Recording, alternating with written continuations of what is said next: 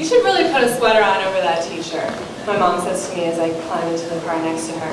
"I'm wearing my Speak Truth to Power t-shirt." I grew up with nuns, and they don't like sass. I defer to my mom on this issue, and I fumble in my bag for a sweater. She was driving me to Wilmington, Delaware to begin my senior projects. This is a tradition for 12th graders at my school, and I've been looking forward to it for 4 years. And I decided to organize mine around the notion of personally, single-handedly reforming the criminal justice system in the U.S. It turns out I had to settle for joining a nonviolence workshop at a local prison that was run by a nun named Sister Mary and an inmate in prison. They were kind enough to grant me permission to join their class, and I was on my way to stay with her, presumably at her convent. In fact, our driving directions led us to a cozy row house in Wilmington, and Sister Mary brought me inside to share dinner with her and 3 other nuns that she lived with. They caught up about their day over the dinner table, and Sister Mary interrupted. She asked, "Have you guys heard how the protests at the School of the Americas are going?" No, we hadn't heard. Well, let me tell you, she told us about a friend of hers who was another nun who had a practice of getting herself arrested at School of America protests. You don't get much better media attention than the image of a nun in handcuffs for her cause. Whoa. These sisters were activists like me. We cleaned up and went to bed early. The next morning, Sister Mary and I arrived at the prison. I had to leave my wallet, my keys, and even my chapstick at the entrance. We were escorted through several locked gates and then down several confusing sterile hallways to our classroom door. We were escorted in. Soon after that, the other inmate who led the course with her, Kevin, came in after us. He came in, pretended not to notice me, but he was impossible not to notice. He was probably the largest man I've ever seen, and he and Mary began chatting. Soon enough, everyone else joined us, and our first activity of the day was an icebreaker, where we had to choose silly names, and this turned us into Miraculous Mary, Kaleidoscope Kevin, and of course, Curious Kate. Kaleidoscope Kevin and Miraculous Mary taught us strategies to transform our anger into constructive action that morning, and right before lunch, we broke for final activity. We were to go around the room and share a story about a time that we had felt violent urges, but successfully chose another course of action.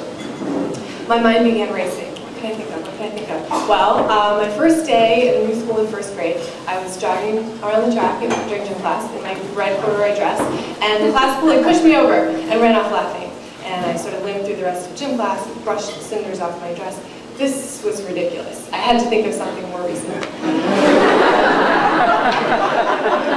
I listened with half an ear to the others in the circle around me.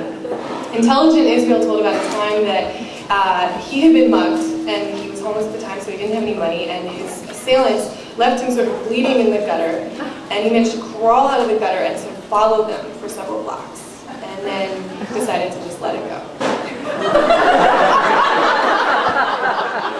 Marvelous Maurice told about a time when he caught his roommate secretly stashing drugs in the car of his younger sister for a temporary hiding place.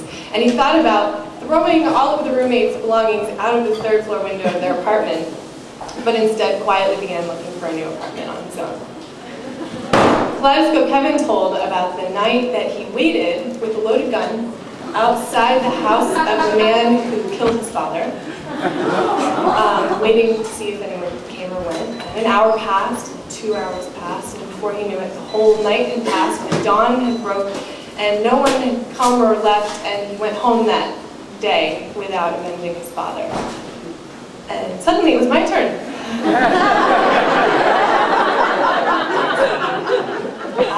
I have one.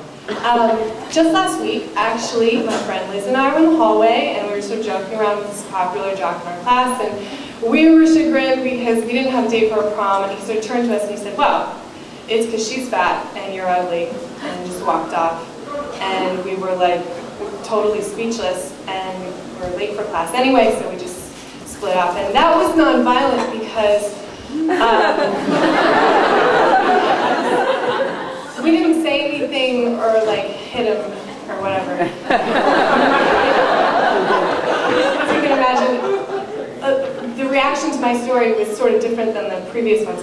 Heads that were poised to nod in agreement, but like cocked to the side. And sort of quizzical expressions replaced understanding ones. My ears burned, and we broke for lunch, thank God. In the middle of lunch, I got out to refill my styrofoam cup with water at the water cooler, and I felt this presence behind me. How's it going, curious? It was Kaleidoscope Heaven. Really well, really well. Thanks for leading such a great class. You seem a little flustered. Oh, well, you know, I'm really just here to observe and learn and hear from you guys. Anyway, your stories are so much more important than mine. Yours was an interesting story. That guy sounds like a bully to me. I've met guys like that all my life. But it's funny, I remember something. Sister Mary shared your letter with me, asking to join our class, and where most people signed sincerely or best regards, you wrote, "Speak truth to power." It made you sound really brave, but your story makes me wonder. If you can't speak truth to power, how are you going to speak truth to power on behalf of other people if you can't even stick up for yourself? Good question.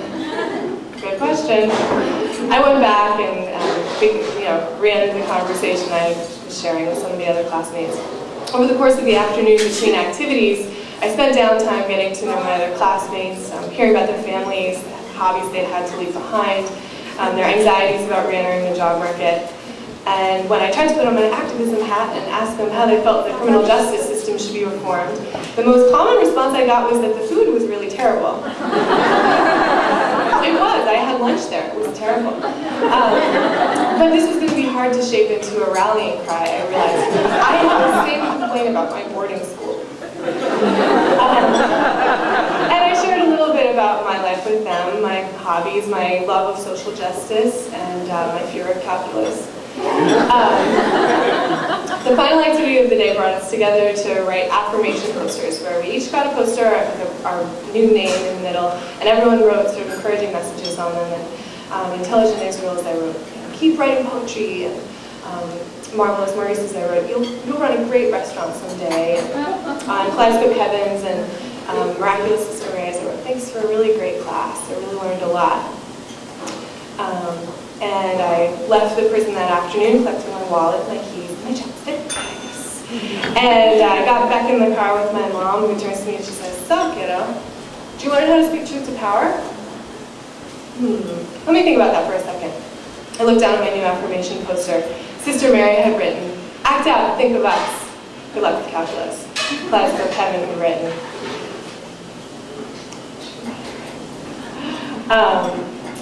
Speak up to the haters, girl. Nonviolence is